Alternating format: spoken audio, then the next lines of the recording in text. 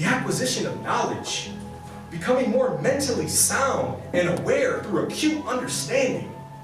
And what better place than an institution of higher learning? What better place than right here around a group amongst your peers?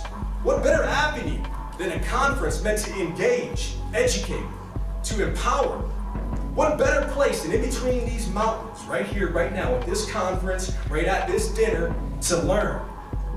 For us to come together, for us to share, for us to embrace ourselves, for us to discover whatever it is that may complete us and make us better. And with that being said, I've got 6 tips for you all. 6 tips that you can share, that I can share with you, wherever you're at on the spectrum. 6 tips that can either transform or strengthen your life. And if I was into taking notes, I might write some of these things down. That's just me. Tip number 1, stay positive. Forget the cynicism. Look, all the pessimism in the world is out there. We can induce ourselves with that. My suggestion and advice to you is maximize and accentuate the positives and minimize the negatives. I know it's hard, but if we practice a pattern of positivity, we can get in a rhythm of can do. A pattern, a habit of believing that we can do anything. If we believe, we can achieve, and it's a mindset. Keep your head up. When your head gets down, you can't see the new and better opportunities that are coming your way. Be encouraged.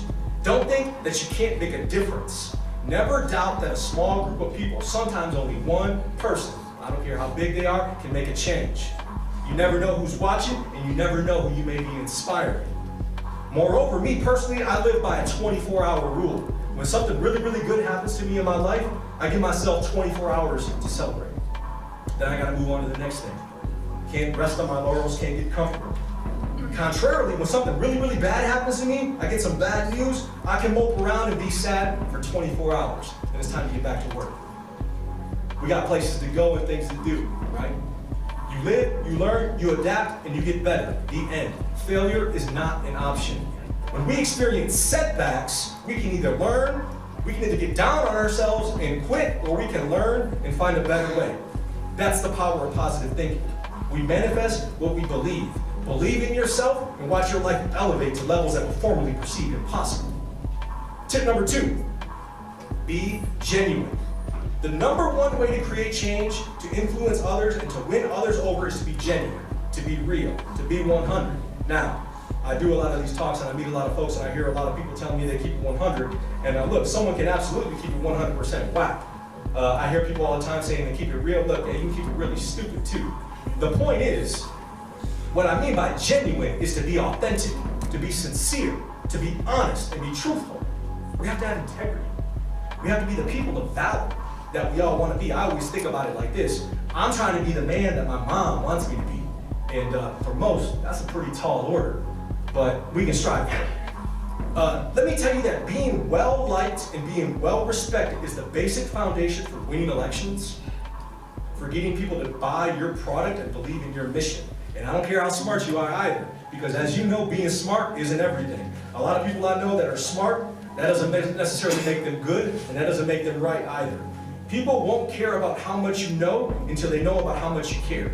How does this happen? If you genuinely care for other people, they will sense it and they will reward you in return with their admiration and respect. If you care about others and if your heart is in the right place, you're probably going to go far. It has to come from a genuine place though. Tip number 3, get creative. Look, if you want to do something special, you're going to have to use your brainchild. Use your creativity. Channel your innovative minds and find the ingenuity that lies within you. You're going to have to put together a plan. Use your resources. Pay attention to the world around you. There are all sorts of ideas that come together just by paying attention. The old ways of doing things aren't necessarily ineffective, but I'd argue that there's a better way. With all the advancements that we're making in technology, science, and math that we've seen, it also comes with new solutions that are necessary.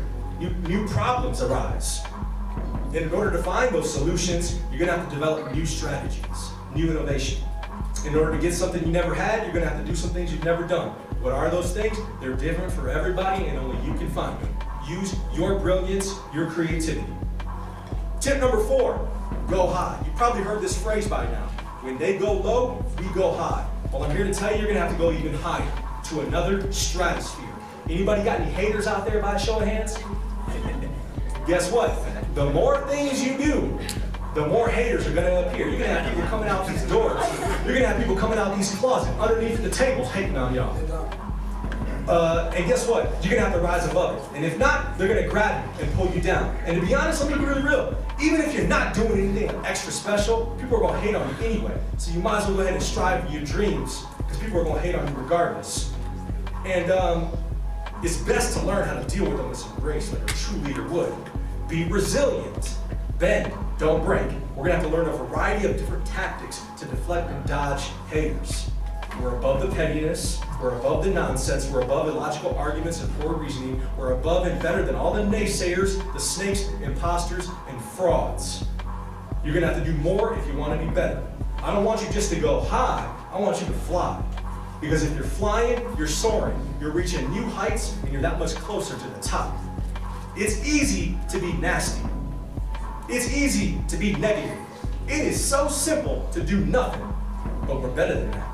We're trailblazers, we're progressive thinkers. We can and will overcome anything in our way, believe that. And we're not gonna do it by just standing still. We're gonna do it by going above and beyond. Tip number 5, use your strengths. Do what you're good at. Look, I know what I'm good at. And this isn't coming from a cocky perspective. Again, I know what I'm good at. People have told me, people have asked me about all these crazy things that I do. I'm pretty good at talking. Pretty good at having a little bit of charisma. It's just what I got. I got this wit. I got an ability to bring up here and bring people together. I have a gift of language and verbal acuity. So I'm using it in my life and in my career, and it seems to be working out all right. I'm gonna stick to this stuff and incrementally take it to the next level where appropriate. What are you good at? Don't know? Well, where does your heart lead you? What do you think about when your mind wanders? What do you dream about?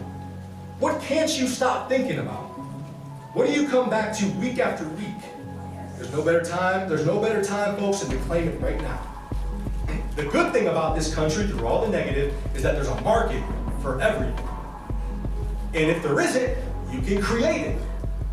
Using your strengths will make your life easier, particularly once you learn to master those strengths. Tip number 6, take care of yourself. I cannot overstate this. Let me tell you folks, I do a lot of work with young actors, and everybody wants to get to the top, and a lot of people lose themselves in that. It happens quite frequently. We absolutely have to take care of our mental, spiritual, and physical beings. We have to eat right, sleep right, and live right. If not, none of this adds up. It's a continuous process in operation. People ask me all the time, hey Maximo, how do you do it all? It's because I've been able to put it all together. I've been able to hold myself through a high standard, through discipline. And because I've been able to take care of myself, my mind, my body, and my soul are in a good place. I don't consume fast food, alcohol, drugs, or junk food. I exercise regularly and safely.